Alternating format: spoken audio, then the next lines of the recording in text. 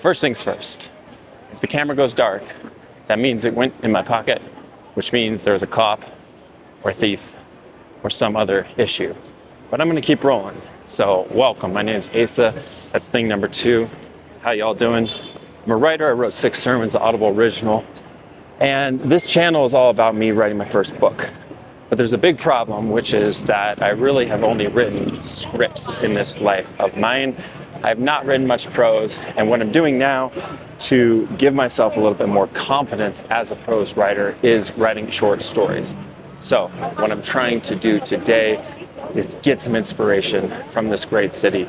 We're in Ciudad de Mexico, we're in Zocalo, and this town is full of ghosts, full of horror, full of folks who love it. And I want to find a good story from someone, not a story, just a moment, an image from which I can start a short story. Context briefly, I took a horror short story class a couple weeks ago with the Afrofuturist Tananrive Due, and she said one way you can set up a short horror story is to start with something that scares you, make it fantastic, and then generate a protagonist for whom that fear is immense. I'm gonna give it a shot. I'm writing all kinds of stories, so it's like, hey, if Tananrive Due says, let's try it. So what we're gonna do here is try to find somebody who I can ask about what scares them. Please do not give me shit about my Spanish. Doing the best I can here. You know what? If you can't beat them, who do we got? Who do we got? Who do we got? Do I just talk to the cops themselves? Do I just talk to these security guards? Let's see what's up. Hola chicos, ¿qué tal? Soy Asa, mi nombre es Asa. Soy un escritor de terror. De hecho, estoy buscando para historitas, relatitos de personas acá en Ciudad de México. Yo vivo acá también, pero hago un, ¿cómo se dice? Un survey de cosas que da miedo. ¿Puedo platicar con ustedes por un ratito? Estamos en el servicio ahorita. Ah, ok. Sí, como ya se acabó la hora de la comida. Pero es solo por 30 segunditos, algo que te da miedo. ¿Qué da miedo? Pues aquí, pues aquí cuando en la noche se aparece una mujer. Aquí en la noche se aparece una mujer. Como este edificio se cayó en el 85, pues se aparecen varios fantasmas aquí adentro. ¿En serio? Sí. ¿Este edificio? Sí, en este edificio. ¿Por qué? ¿Por qué? Porque pues, las almas quedaron en pena. ¿En serio? Sí. Wow. Vale. Sí. Ok. Pero pues ahora sí que, pues nada más es eso. Sí, es mucho. Sí. Es mucho. Es demasiado. Vale, gracias. Qué amable. People, this is what I'm talking about. I don't know if you caught all that. I'll put some subtitles in. He says a woman fell from that building and haunts it. So this is what I'm saying. All right, so let's see what kind of inspiration I can get from this. All right, this is a jewelry shop. It's probably been here a long time. This kind of part of the city is like everything's kind of the same. It's like they have divisions of the city. So we can talk about jewelry. What am I going for? Let's talk about a woman falls from a roof. She's falling because her earring fell. She tried to catch it. She lost her balance. She fell and died. All right? Are we with that? Are we committing? I think we're committing. It's Monday. All right, so let's get a draft going tomorrow. The goal is to ship it. We'll send it to some lit mags or some such on Friday. All right, so first draft tomorrow. Okay, good morning, everyone. It's Tuesday, and we're in business. I can't believe we're on this ride together. This is so fun. So, okay, it's a little before dawn here. It is 6:45. I've been up working for about an hour, and progress is being made. So my approach here is to write the first draft of this story by hand.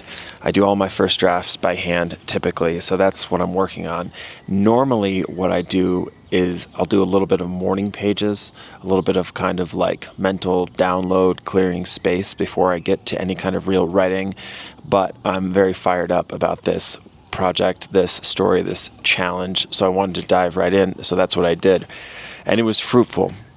Another element of this template, this model of short story that Tananrive Due outlines, is beginning your story with a mini crisis, putting your protagonist into a situation that is not the central conflict of the story, but is in fact a mini crisis. So I still haven't figured out how I'm going to use the woman following and dying yet. But I realized quickly, especially in going over the footage and seeing how great that guy was, that really the protagonist of this story wants to be the security guard.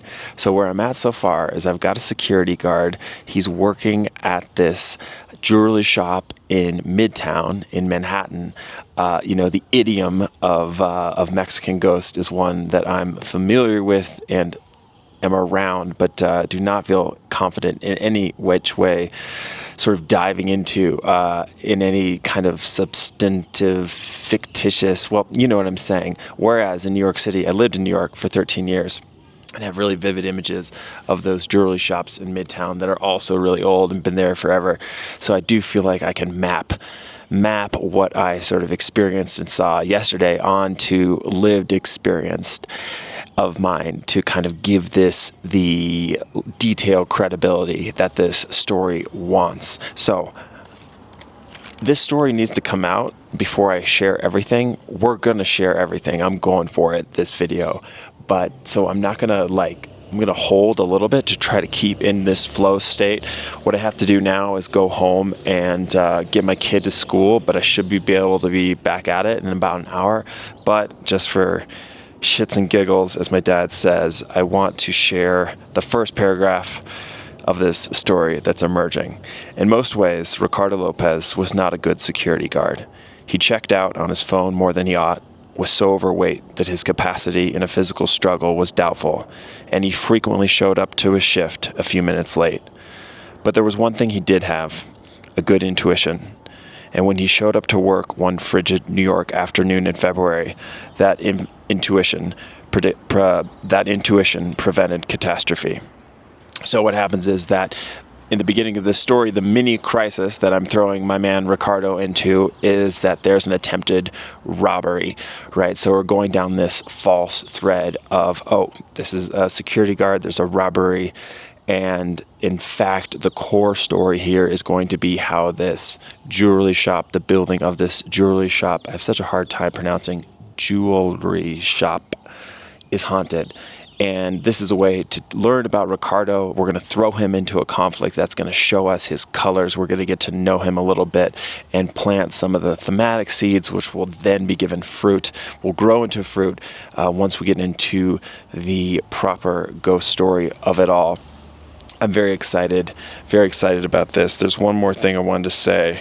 Oh, yes. Okay, the other thing I wanted to say is that, so hey, all of a sudden I'm finding myself writing what is starting to be kind of crime vibey. So what I'm going to do today, I'm going to go track down some Patricia Highsmith, my dear friend Patricia Highsmith, whose fiction I cherish, and get her in the bloodstream a little bit. So what are we going to do? We're going to find some of her short stories, read some of those this afternoon, and just get the wheels turning here, right? We're going there imaginatively, thinking about old New York, where I used to live. We're getting there from a literary perspective, going back to some OG crime fiction, Patricia Highsmith, and we've got the real world inspiration here. And soon enough, this story is going to also tell me what it really wants to be about from a deeper kind of perspective. Stay tuned.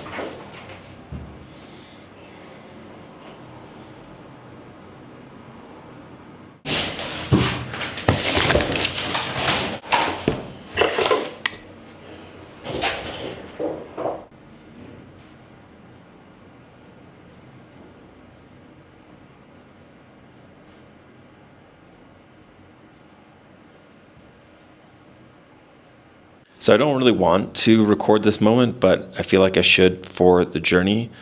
Just wrote for about an hour, hour 15. And I had that thing that happens when you start doubting what you're writing as you're writing it, which has to be the least productive thing ever. I made progress. It's like we got through the heist moment, we got through the robbery, we got to the moment where our protagonist, our security guard, Roberto is his name, encounters the supernatural for the first time. Something about the robbery unleashed the ghost of this building, the ghost inspired by the building I visited in El Centro yesterday. And I wrote this and it just seemed so dumb. You know, this ghost, she was in the floor and he gets bashed into the floor by the kid who's robbing the jewelry store. And it's like the face of this ghost. It might not be dumb. It might not be dumb, but it felt dumb as I was writing it. And as I continue to work on this today, I hope it feels less dumb or I find something that isn't. Okay, so now I'm coming back on as some kind of, you know what, if I say this to the people, I'll stop. To make matters worse, I just went online and started looking at some first sentences of recently published stories in Nightmare Magazine, one of the top horror lit mags, and they're just so good. And I have to sit that next to the sentence I read y'all earlier today. Like, listen to this one. This is from a story called Beak by someone named Ian Munishwar. The landlord requires proof of the infestation, and proof, per Clause 12, subsection 3 of the lease, must come in the form of a living specimen, safely contained. A dead specimen is insufficient, he has repeatedly explained. So tight, right? So specific, dread-inducing. So much going on in that sentence. Mine feels so lame and whack right now comparing that. But it's like, okay, hey, stop doing that is what I'm telling myself right now and telling you so that I stop doing it.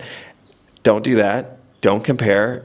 And listen, it's a first draft. First drafts are bad. We know this. I can already make that first sentence much tighter, much more specific, the one I read you earlier. Anyway, self-doubt, part of the game, right? The truth of the matter is we're just going to go with the flow. This week is a river. We are in the river, and where the river flows, we will go. So what we're going to do is that, we just found an amazing short story. Well, a short story that starts with an amazing first sentence. Why not read it?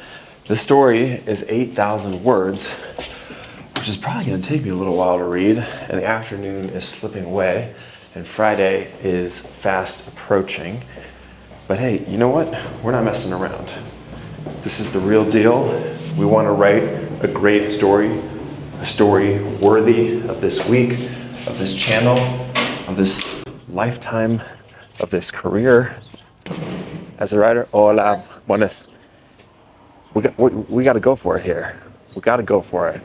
So that's what we're going to do. So, 8,000 words. I'm not going to read that on my phone. No, sir. What we're going to do is we're going to get on a bicycle here. Got a great bike share system here in Mexico City. And we're going to head to Office Max, where I go to often on this channel, and print it out, sit down, get a coffee, and, we'll read it.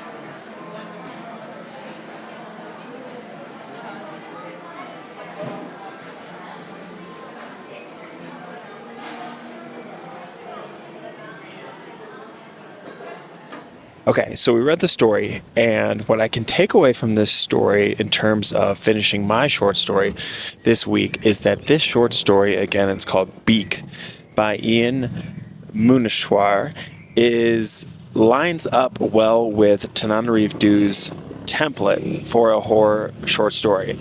To review that briefly, what she says is that you should find something that you're afraid of, then make it fantastical.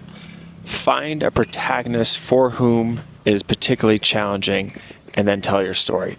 So in this particular case, what we have here is the fear is of bed bugs.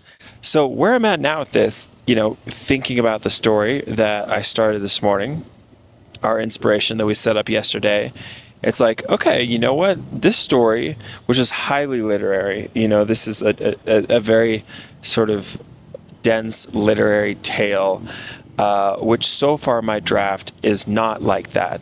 But interestingly, this does model that same format. And so it gives me additional faith in the viability of that structure, that this is seemingly a simple structure. That class that Tananrive Due gives is for beginners, or sort of presents itself as that, but this structure is used by the pros, as evinced by this excellent literary story. It is 2:45. I'm going to write a little bit longer. I'm going to go back into that How good does that Turkish food look, by the way? I'm going to go back in there and see if I can take what I have. And I want to keep this flow. I don't want to get too sort of editorial with it yet, editor rather than editorial. I don't want to get too analytical with this story. It's still so fresh. The images are coming fluidly, and I don't want to lose that. So I'm reluctant to go too hard with applying a structure system at this point in the process. But this was informative. I didn't know what to expect when I sat down to read this, and it's like, okay, cool. This is a spine. This is a spine. Maybe I can borrow this spine.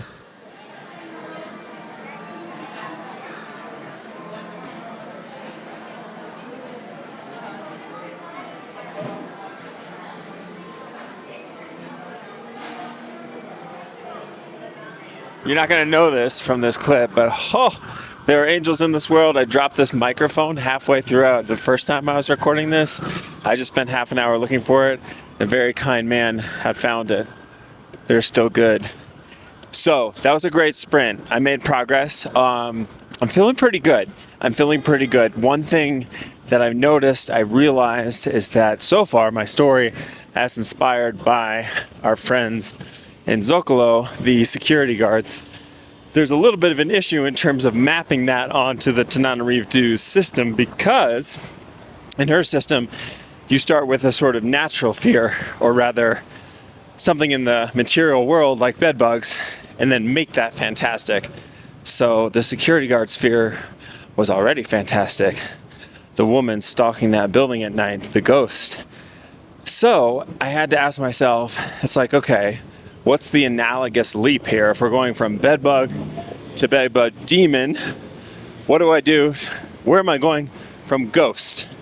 What level am I ratcheting up to make it play? I'm a little concerned, it's getting a little outlandish, when you start from a point of ghost, but I've come up with a really cool backstory of the character. And I think that that'll kind of lend us the weight that we need, so that when we really get to the ghost in this story, his past gives this particular ghost the kind of weight a ghost would give, say, someone who's never seen a ghost before, if that makes sense. Tomorrow I'm going to start looking for places to send this to. I think I've got an important factor of sending stuff is identifying the correct outlet. So we'll start doing that tomorrow. I'm a little concerned about the timeline. I'm committed to sending this on Friday because, deadlines are valuable in my experience. Got to keep this project moving. Now would be a good time to subscribe, because we're looking to get published, and this is just the first of a handful of vlogs that are going to track this story progress. I mean, it's only Tuesday, so talk soon.